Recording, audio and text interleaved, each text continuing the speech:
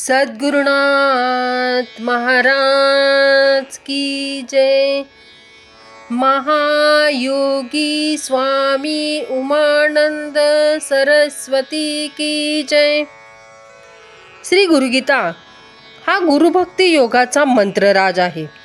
कलियुगात संसार सागर तरुण जाण्यासाठी हा महामंत्र गुरुदेवांनी स्वाध्याय म्हणून दिला आहे।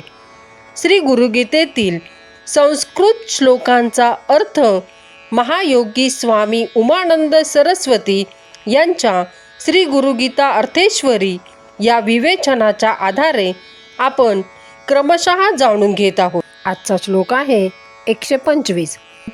सिद्धाची लक्षणे। लब्धं वाथ न लब्धं वा स्वल्पं वा बहुलं तथा निष्कामेनैव भोक्तव्यं सदा संतुष्टचेतसा।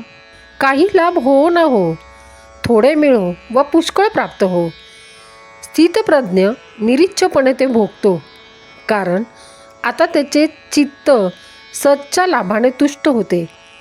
समाधानासाठी तृप्तीसाठी आणखी कशाचे सहाय्य घेण्याची गरज संपते।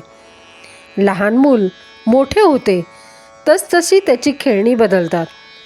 पाळण्यातील मुलापुढे खुळखुळा वाजवला तरी ते रडायचे थांबते, पण 3 वर्षाच्या मुलापुढे खुळखुळा वाजवला तर त्याला अपमान झाला असे वाटते।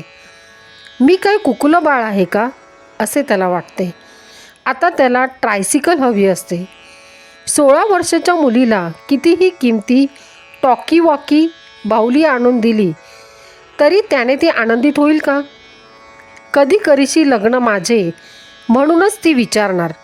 तद्वतच जोपर्यंत जीवाचा विकास झालेला नसतो तोपर्यंत जीव इंद्रिय भोग्य वस्तूत अडकतो।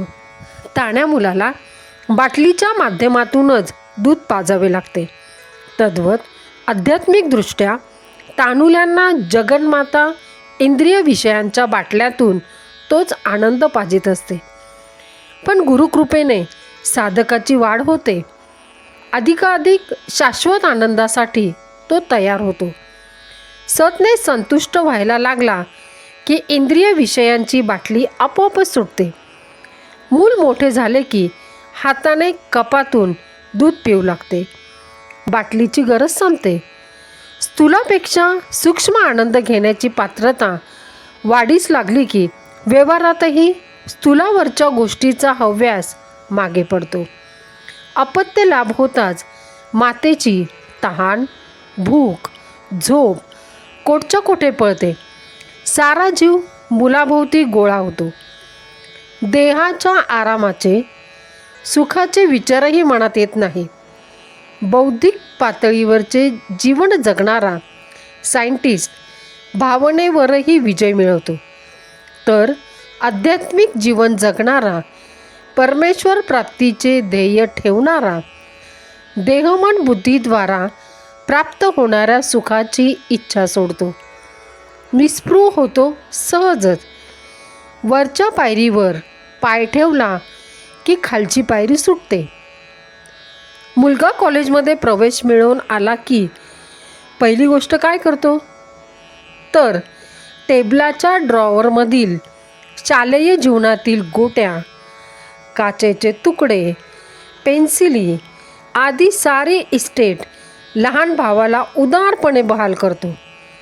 मुलीला मनासारखा जोडीदार मिळाला की साड्या दागिन्यांपासून सर्व माहेरच्या गोष्टी लहान बहिणीला मोठ्या मनाने दिल्या जातात। तद्वत साक्षात्काराचा महान आनंद वाट्यास आलेल्याला लहान क्षणिक अल्पस्वल्प गोष्टींचे काहीच सुखदुःख नसते। देहमन बुद्धीच्या पातळीवरचे सुख मिळो वा न मिळो तो अविचलितच राहतो। प्रारब्धाने जे सहज मिळेल ते अलिप्तपणे भोगतो। सद्गुरुनाथ महाराज की जय।